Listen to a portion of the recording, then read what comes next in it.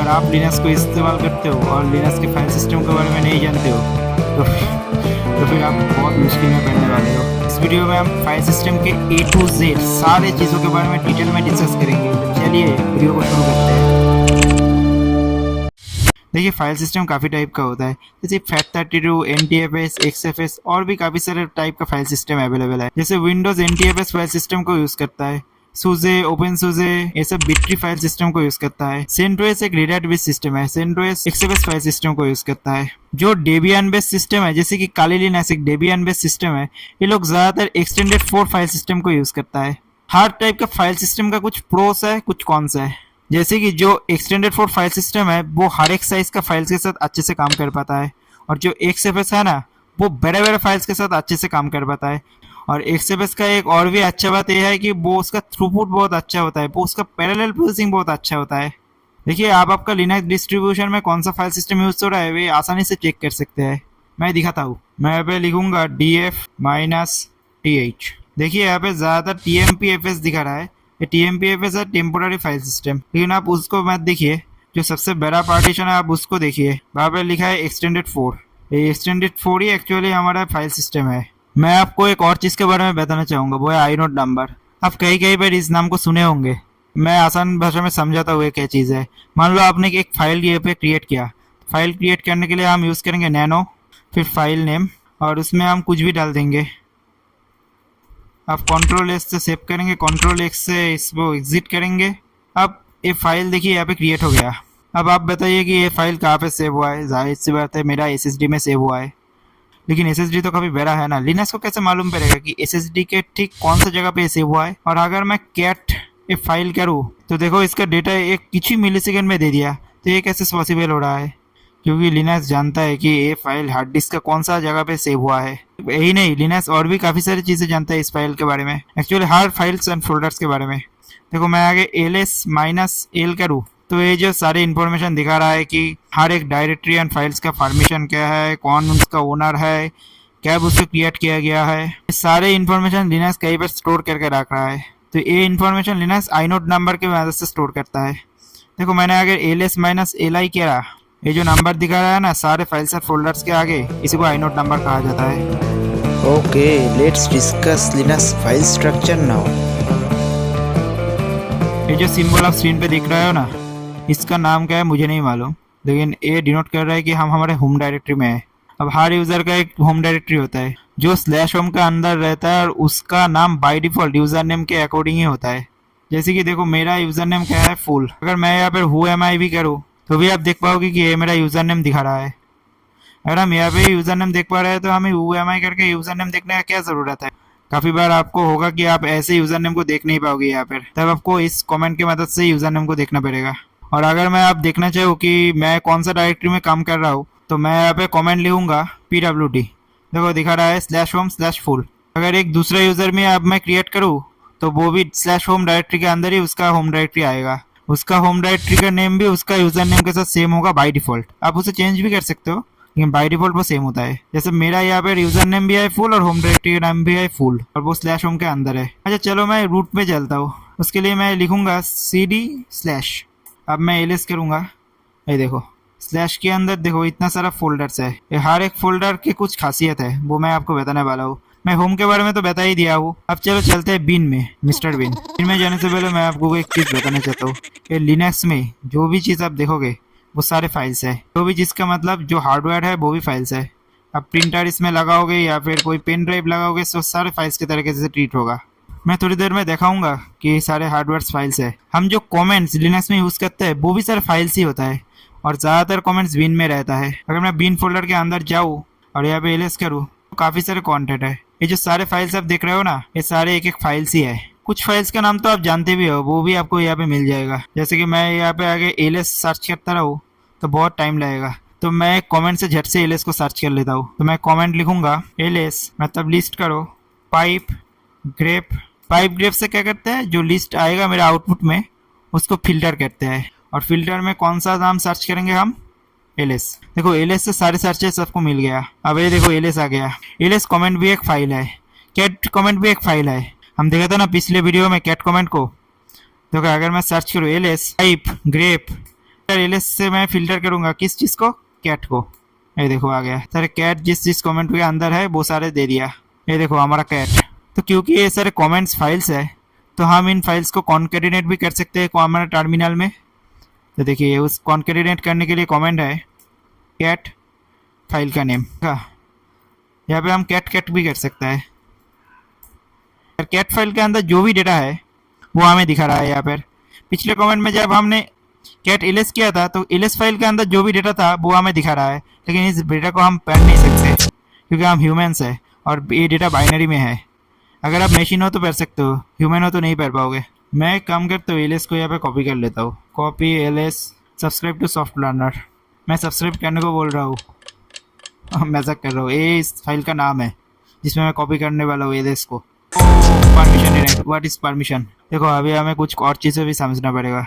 देखो लिनक्स पे दो टाइप का यूज़र होता है, एक है रूट यूज़र, एक है नॉर्मल यूज़र। हम एक नॉर्मल यूज़र की तरफ से यहाँ पे लॉगिन है। अभी हमारा यूज़र नेम है फूल, और भी कोई यूज़र अगर इस सिस्टम में होता तो सारे वो नॉर्मल यूज़र ही होता। और लिनक्स सिस्टम में नॉर्मल यूज़र के पावर बहुत लिमिटेड होता है। देखो जैसे कि मैं इस फोल्डर में से फाइल को कॉपी नहीं कर पा रहा हूँ क्योंकि मेरे पास परमिशन है नहीं। दूसरे टाइप का यूज़र भी है, रूट यूज़र। वो जो चाहे वो कर सकता है लिनक्स सिस्टम में, वो ऑल पावरफुल है। अगर मैं अभी रूट यूज़र बनना चाहूँ तो मैं बन पाऊंगा इस कमेंट से, sudo su। अब मुझे पासवर्ड देने को बोल रहा है तो मैं पासवर्ड दे देता हूँ। देखो मैं रूट यूज़र बन गया। अब मैं चाहूँ तो इस कमेंट को मैं चला सकूँगा। देखा, अब मैं फिर से नॉर्मल यूज़र बन जाता हूँ। उसके लिए मुझे यहाँ से एग्जिट करना पड़ेगा। उसके लिए मैं सीधा लिख दूंगा एग्जिट, या फिर मैं लिख सकता हूँ लॉग आउट, या फिर मैं सीधा कंट्रोल डी प्रेस कर सकता हूँ। ये तो मैंने सीधा कंट्रोल डी प्रेस किया और मैं बाहर आ गया। अब मैं एक काम करता हूँ, इस एलएस फाइल को डिलीट ही कर देता हूँ। डिलीट करने के लिए हम कमेंट यूज़ करते हैं रिमूव rm कमेंट का नाम। वो मुझे पूछ रहा है कि सच में मैं क्या डिलीट करना चाहता हूँ, मैं येस कह देता हूँ। फिर से बोल रहा है कि परमिशन डिनाइड, फिर से रूट यूज़र बनना पड़ेगा। हम रूट यूज़र ना बन के भी रूट यूज़र के पावर्स का इस्तेमाल कर सकते हैं। उसके लिए पहले आपको लिखना पड़ेगा sudo, फिर आप जो कमेंट एग्जीक्यूट करना चाहते हो वो कमेंट लिखना पड़ेगा। मैं लिखूंगा rm ls। देखो हो गया, एलएस डिलीट हो चुका है। अब मैं फिर से अगर एलएस करूँ, कमेंट नॉट फाउंड, ये बोल रहा है कि इंटरनेट से डाउनलोड करना चाहोगे, नहीं। oh my God, अब हम एलएस कैसे करेंगे? हम कहीं पर भी एलएस नहीं कर पाएंगे। डोंट वरी, हमने एलएस फाइल का सारे डेटा को दूसरे एक फाइल पे कॉपी करके रखा था ना। अगर मैं यहाँ पे सब्सक्राइब टू सॉफ्ट लर्नर लिखूँ और यहाँ पे एंटर मारूँ तो देखो एलएस जो काम कर रहा था वही काम ये कर रहा है, क्योंकि एलएस का जो कॉन्टेंट है उसको मैं सब्सक्राइब टू सॉफ्ट लर्नर में कॉपी कर लिया हूँ। मैं चाहूँ तो इस सिस्टम को ऐसे ही रख सकता हूँ, लेकिन मैं फिर से इसको नॉर्मल कर दूंगा। उसके लिए मुझे इस फाइल का जो subscribe to soft learner file है उसका नाम को चेंज करके एलएस करना पड़ेगा। तो नाम चेंज करने के लिए हम कौन सा कमेंट को यूज़ करते हैं? Move subscribe to soft learner. किस नाम से मूव करना चाहेंगे? एलएस नाम से। चलो हो गया। परमिशन डिनाइड बोल रहा है, इसका मतलब हमें sudo देना पड़ेगा था कमेंट से। ओके हो गया। देखो अब फिर से एलएस काम करेगा, देखा। ओके तो चलते हैं, हम देखते हैं और कौन सा फोल्डर है। यहाँ पे एक और फोल्डर है एसबिन। एसबिन का पूरा नाम है सुपरबिन। एक्चुअली इसमें भी वो बाइनरी कमेंट्स ही रहता है, लेकिन इसका कमेंट्स थोड़ा अलग होता है। जैसे मैं एसबिन के अंदर जाऊँ और फिर एलएस करूँ, देखो यहाँ पर जो कमेंट्स है ना, इस सारे कमेंट्स को एडमिनिस्ट्रेटर यूज करता है अपना सिस्टम को एडमिनिस्ट्रेट करने के लिए। जैसे यहाँ पे आपको एड यूजर, डिलीट यूजर ये सब मिल जाएगा। यहाँ पे ढूंढने में काफी टाइम लगेगा, तो मैं क्या करूंगा, एलएस पाइप ग्रेप यूजर को सर्च करूंगा। ये तो यूजर से सारा कमेंट आ गया। और भी काफी कमेंट्स है जो हमारे सिस्टम को एडमिनिस्ट्रेट करने के लिए यूज होता है, जो भी हम फिर से निकल जाते हैं यहाँ से। इसके बाद फोल्डर आता है बूट। सिस्टम को बूट होने के लिए जो जो फाइल्स की जरूरत पड़ता है वही इस फोल्डर में रहता है। फिर अगला फोल्डर है डेव। डेव में सारे डिवाइसेस रहता है। मैंने बोला था ना, ठीक है, हमारे लिनक्स सिस्टम में सारे डिवाइसेस फाइल्स होता है। देखो अगर मैं सीडी करके डेव में ढूंसूँ तो आप यहाँ पे देख पाओगे HDA, HDA1, HDA2 ये सारे हमारा SSDs है। यहाँ पे अगर मैं HDA को कैट करूँ, क्योंकि HDA एक फाइल है, यहाँ पर हमें शुरू करना पड़ेगा। देखो काफ़ी सारी चीज़ें प्रिंट करता रहेगा, क्योंकि पूरा SSD में जो भी कंटेंट है ये सारे प्रिंट कर रहा है। अभी मैं इसे बैन कैसे करूँगा, Ctrl+C दबाऊँगा। अब चलो देखते हैं नेक्स्ट कौन सा फोल्डर है। ETC का पूरा नाम है एक्सेट्रा। ये एक्चुअली हमारे सिस्टम का जो भी कॉन्फ़िगरेशन रहता है ना, वो सारे इस ETC फोल्डर में रहता है। अगर मैं ETC के अंदर घुसूँ तो देखो जो .conf दिखा रहा है ना, ये सारे कॉन्फ़िगरेशन फाइल्स ही है। तो यहाँ पे PHP, तो PHP सर्वर से रिलेटेड जो भी कॉन्फ़िगरेशंस है वो एक फोल्डर में डाला हुआ है। देखो UFW मतलब फायरवॉल से सारा कॉन्फ़िगरेशन इसके अंदर है। ऐसे भी और काफ़ी सारा है। देखो SSL भी है। चलो देखते हैं हम और कौन सा फोल्डर है। इसके बाद फोल्डर है होम तो मैं पहले ही बता चुका हूँ, जितना भी हमारा यूजर्स है उसका सारा होम फोल्डर इसी फोल्डर के अंदर रहता है। उसके बाद है लीव 32 एंड लीव 64। इनमें से लीव 32 हमारे लिए इंपॉर्टेंट नहीं है क्योंकि हमारा जो ये सिस्टम है 64 बीट का है। लीव एंड लीव 64 में सारा शेयर्ड लाइब्रेरीज रहता है। अब अगर मैं लीव पे घुसूँ तो यहाँ पे आप देख पाओगे काफ़ी सारे फाइल। यहाँ पे देखो पाइथन है, जो भी स्क्रिप्ट पाइथन में लिखा गया है उनको चलाने के लिए पाइथन का ज़रूरत पड़ेगा और वो पाइथन इसी फोल्डर के अंदर है। इसके बाद है मीडिया फोल्डर। आजकल तो सीडी डीवीडी का ज़माना नहीं है, लेकिन अगर हमें सीडी डीवीडी या फिर पेन ड्राइव कुछ भी माउंट करना है तो वो उस मीडिया फोल्डर के अंदर ही आएगा। इसके बाद है एमएनटी का मतलब है माउंट। एक्चुअली ये मीडिया फोल्डर के जैसा ही है। अगर किसी हार्डवेयर को हम टेम्पोरली काम के लिए यूज़ करते हैं तो उस हार्डवेयर को एमएनटी फोल्डर के अंदर लाना पड़ता है, हमें मैनुअली करना पड़ता है, ये ऑटोमेटिक नहीं होता है। उसके बाद है ऑप्ट का मतलब है ऑप्शनल। एक्चुअली इसका नाम भी ऑप्शनल है और इसको सीखना भी ऑप्शनल है क्योंकि आप बहुत कम इस्तेमाल करोगे इस ऑप्ट फोल्डर का। कोई भी थर्ड पार्टी ऐप जो आपका लिनक्स डिस्ट्रीब्यूशन का हिस्सा नहीं है वो जब आप इंस्टॉल करोगे तो बाय डिफ़ॉल्ट वो ऑप्ट फोल्डर के अंदर ही इंस्टॉल होगा। इसके बाद है प्रॉक एक डायनामिक फोल्डर है, ये कोई ओरिजिनल फोल्डर नहीं है, ये बस दिया गया है कुछ हार्डवेयर के बारे में आसानी से इन्फॉर्मेशन गैदर करने के लिए।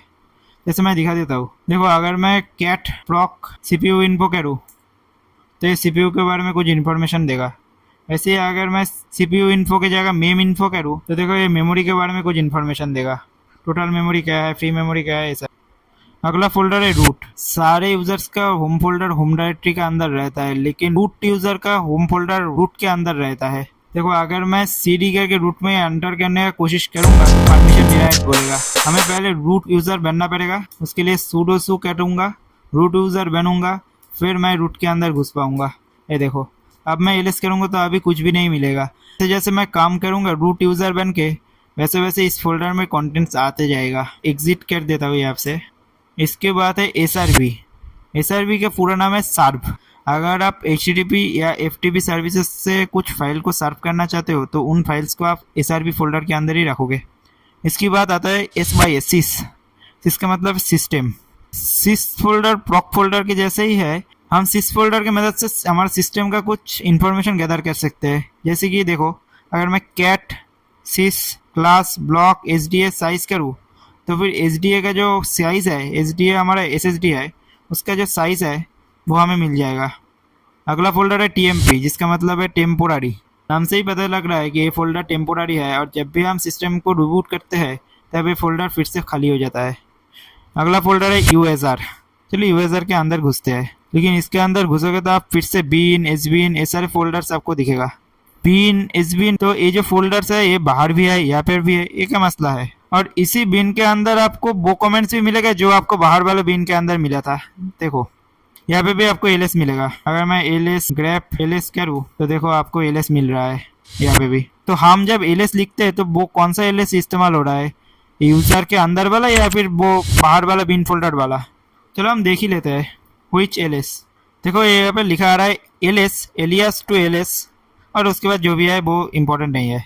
इसका मतलब यही है कि जब हम ls लिखते हैं इस टर्मिनल पे कहीं पे भी ls लिखते हैं किसी भी फोल्डर के अंदर तब ये यूजर के अंदर बिन वाला ls ही यूज होता है। लेकिन ये ls एक एलियास है, मतलब ये लिंक है उस पहले वाले बिन फोल्डर के ls के साथ। ये थोड़ा कॉन्फ्यूजिंग चीज़ है, ये धीरे धीरे आपको समझ में आएगा। अब बस इतना समझ लो कि आप जब भी हम कोई नॉर्मल यूजर बन के काम करेंगे ना, अगर हम कुछ दिक्कत भी कर देंगे सिस्टम से, कुछ फाइल्स को डिलीट भी कर देंगे, इंपॉर्टेंट फाइल्स को, कमेंट्स को, तब वो सिर्फ हमारा इस यूज़र वाला फोल्डर के अंदर ही इम्पैक्ट करेगा, पूरा सिस्टम में इम्पैक्ट नहीं करेगा। और हम चाहे तो इसे आसानी से रिकवर भी कर पाएंगे बाद में, लेकिन हम अगर रूट यूज़र बन के काम करेंगे तो वो इंटायर सिस्टम को इम्पैक्ट करेगा। इसीलिए रूट यूज़र बन के काम करना कोई अच्छा आइडिया नहीं होता है, क्योंकि कोई गलती अगर हो जाए तो वो पूरा सिस्टम को ख़त्म कर सकता है। देखिए यहाँ पे एक इंक्लूड नाम का फोल्डर भी है, तो जब भी हम कोई सॉफ्टवेयर इंस्टॉल करते हैं वो इंक्लूड नाम का फोल्डर के अंदर ही आता है। इसके बाद है भार मतलब वेरिएबल मतलब जो हमेशा चेंज होता रहता है। एक्चुअली ये फोल्डर के अंदर सारे लॉग्स रहता है, जो भी हमारा सिस्टम कैसे काम कर रहा है, क्या क्या दिक्कत हो रहा है, ये सब इस वेरिएबल फोल्डर के अंदर ही रहता है। अगर मैं इसके अंदर घुसूँ, देखो यहाँ पे लॉग, मेल, ये सारे फोल्डर्स है। अगर मैं लॉग के अंदर जाऊँ जो सबसे इम्पोर्टेंट है, देखो यहाँ पे बूट लॉग बोल के एक फाइल है, ये बूट के सारे इन्फॉर्मेशन दे रहा है कि बूट होने के सम टाइम में क्या क्या हुआ था। यहाँ पे संबा बोल के एक फोल्डर भी है जो संबा सर्वर के बारे में इन्फॉर्मेशन देगा। एपाची 2 है, एपाची फोल्डर के लॉग्स रखेगा। अलग अलग फोल्डर्स बना हुआ है लॉक रखने के लिए। हम इस वीडियो में सारे इंपॉर्टेंट फोल्डर्स के बारे में डिस्कस कर लिया। वीडियो को कमेंट में बताइए वीडियो कैसा लगा। अगर अच्छा लगा है तो लाइक कीजिए, चैनल को सब्सक्राइब कीजिए और शेयर कीजिए इस वीडियो को। तो चलिए मिलते हैं नेक्स्ट वीडियो पे।